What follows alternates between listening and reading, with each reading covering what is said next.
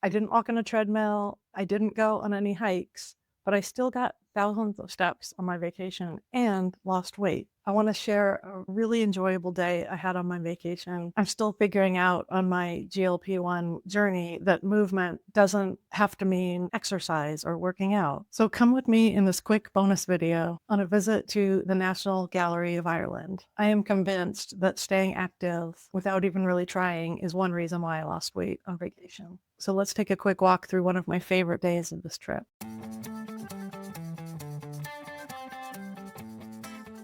Admission to the National Gallery was free, but they did ask for a €10 donation, which we paid. And then we also bought a €2 map of the museum. And then we spent some money in the gift shop. Oh, and we also paid, I think, €12 each for that special exhibit of the female painters.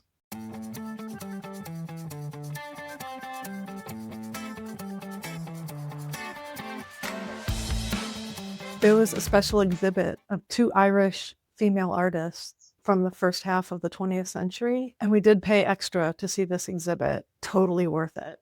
I'm going to put their names up on the screen because I can't remember them. They were very successful artists during their lifetime. One of them did a huge stained glass window at Eton College, which obviously wasn't in this museum, but it was interesting to read about. And it was also really interesting to look at the transformation of their art over the years. They started out very abstract. They were really good friends. That was sort of the crux of the exhibit, is that they were friends throughout their life.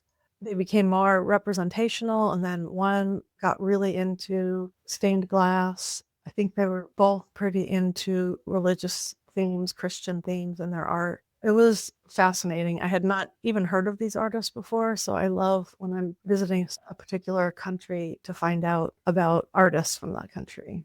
I'm not sure why, but I showed up to the museum thinking that it was less art and more artifacts. I think I got confused between the National Gallery and a National Museum, and a National Museum will have more of the weapons and clothes and jewelry and things like that from the country's history. And I do love a good museum like that.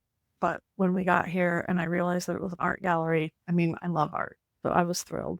I'm an artist, but I'm not the kind of artist that makes museum art. It's not the kind of stuff that would hang in a museum. It's the kind of stuff that you would see on a coffee mug or a t-shirt or these leggings.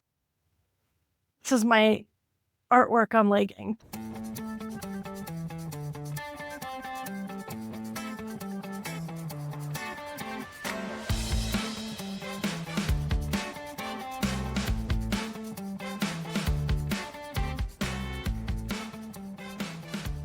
I got 7,336 steps that day. And I don't know exactly how many of those were at the museum, but from looking at this, it looks like most of them were.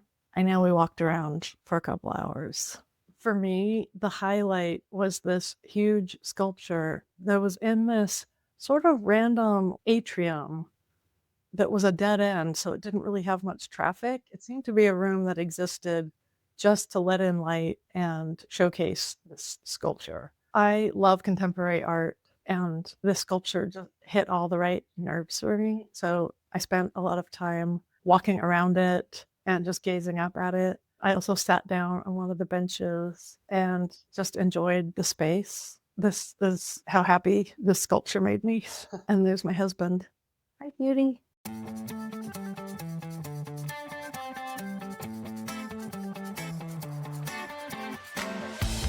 Did you know that the poet William Butler Yeats had a brother and a daughter who were very successful painters? I didn't until I visited this museum. His brother painted very expressionist, colorful paintings. I loved this one of a horse. His daughter, Anne Butler Yeats, also painted expressionistic, and she worked as a stage designer in Dublin. I didn't know any of this, and I was really happy to learn it. We got cold drinks while we were there too, and look at this space. It turns out that the gallery is a connection of two buildings put together, and you can see how there's some old parts of a building mixed with new parts of a building. And look at that light fixture. I had a conversation with a woman who was photographing the light fixture as I walked past her. I had been admiring it too. And so I said, "Oh, you're taking a picture of the light?" And she said, "Yes, I don't like it. It is too modern for me. But my grandson is a designer and I know that he'll really like it. So I'm sending him a picture." She said it in like a heavy German accent, which I can't do. So that was kind of nice that we had this conversation. She was very forthright. She was just like, "I do not like it." And I said, "Oh, I like it."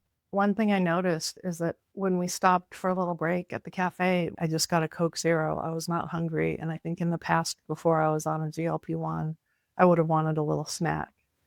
That appetite suppression had kicked in. They also had a really good gift shop.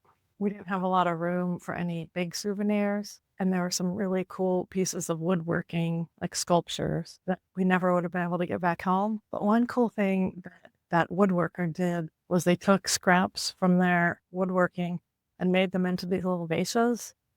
So we bought a box that came with these 3 little vases. Aren't they cute?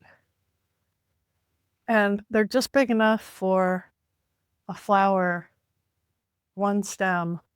They come with these little beakers, little tiny glass beakers to put in here to put a flower in them.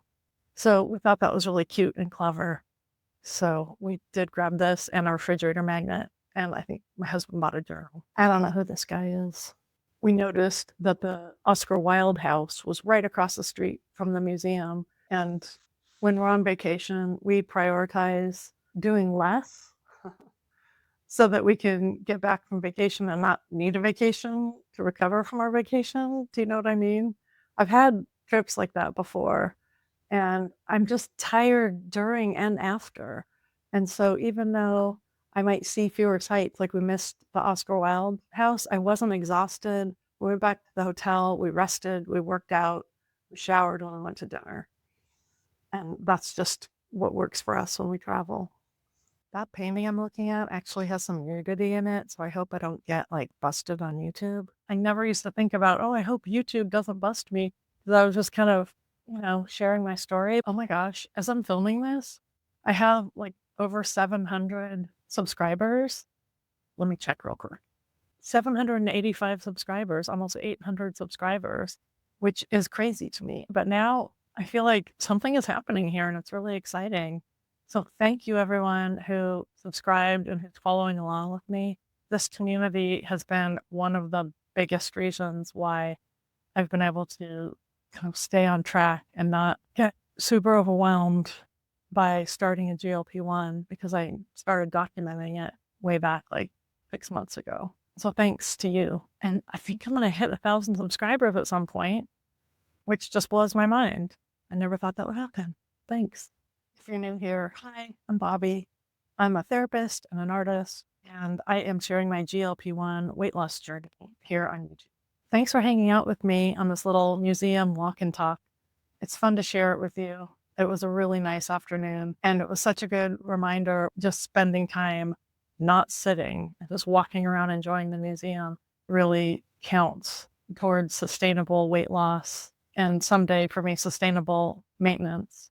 If you enjoyed this video, go ahead and give it a like. It helps more people find content like this.